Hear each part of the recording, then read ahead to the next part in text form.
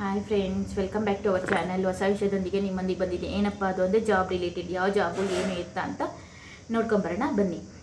ಕೇಂದ್ರ ಲೋಕಸೇವಾ ಆಯೋಗವು ಭಾರತ ಸರ್ಕಾರದ ವಿವಿಧ ಸಚಿವಾಲಯಗಳು ಮತ್ತು ಇಲಾಖೆಗಳಾದಂತಹ ಕೃಷಿ, ರೈತರ ಕಲ್ಯಾಣ ಇಲಾಖೆ, ಪೆಟ್ರೋಲಿಯಂ ಮತ್ತು ಸ್ಫೋಟಕ ಸುರಕ್ಷತಾ ಸಂಸ್ಥೆ, ಗುಣಮಟ್ಟ ಭರವಸೆ ನಿರ್ದೇಶನಾಲಯ ಸೇರಿದಂತೆ 7ಕ್ಕೂ ಹೆಚ್ಚು ಇಲಾಖೆಗಳಲ್ಲಿ ಹುದ್ದೆಗಳಿಗೆ ಅರ್ಜಿ ಆಹ್ವಾನಿಸಲಾಗಿದೆ.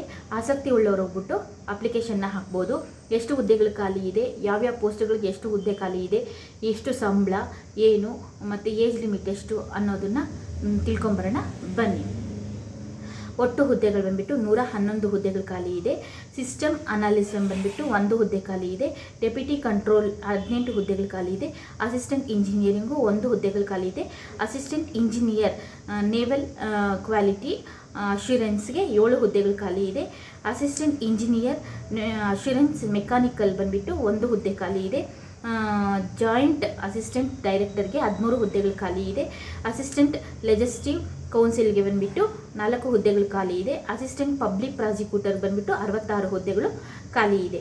ವಿದ್ಯಾರ್ಹತೆ ಏನಪ್ಪ ಇರಬೇಕು ಅಂತಂದರೆ, ಹುದ್ದೆಗಳಿಗೆ ಅನುಗುಣವಾಗಿ bachelor degree, BTech, BE, LLB, LLM, MSc, MCA ಶಿಕ್ಷಣವನ್ನು ಪಡೆದಿರಬೇಕಾಗತ್ತೆ.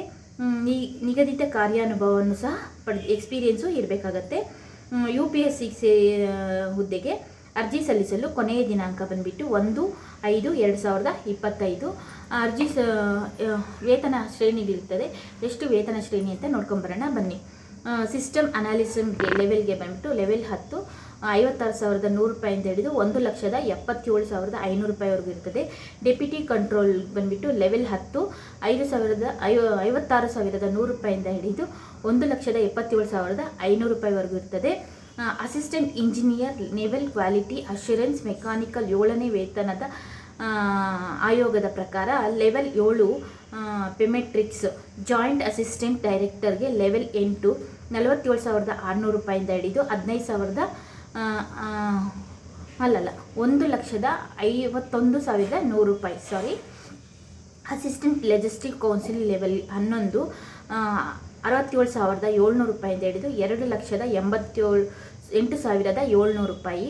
ಅಸಿಸ್ಟೆಂಟ್ ಪಬ್ಲಿಕ್ ಪ್ರಾಸಿಕ್ಯೂಟರ್ ಲೆವೆಲ್ 8 47,600 ರೂಪಾಯಿಂದ ಹಿಡಿದು 1,51,100 ರೂಪಾಯಿವರೆಗೂ ಇರ್ತದೆ. ವಯಸ್ಸಿನ ಅರ್ಹತೆ ಏನಪ್ಪ ಅಂತಂದರೆ 30ರಿಂದ 45 ವರ್ಷವನ್ನು ಮೀರಿರಬಾರದು. OBCಗೆ 3 ವರ್ಷ ಸಡಿಲಿಕೆ ಇದೆ. SC STಗೆ 5 ವರ್ಷ ಸಡಿಲಿಕೆ ಇದೆ.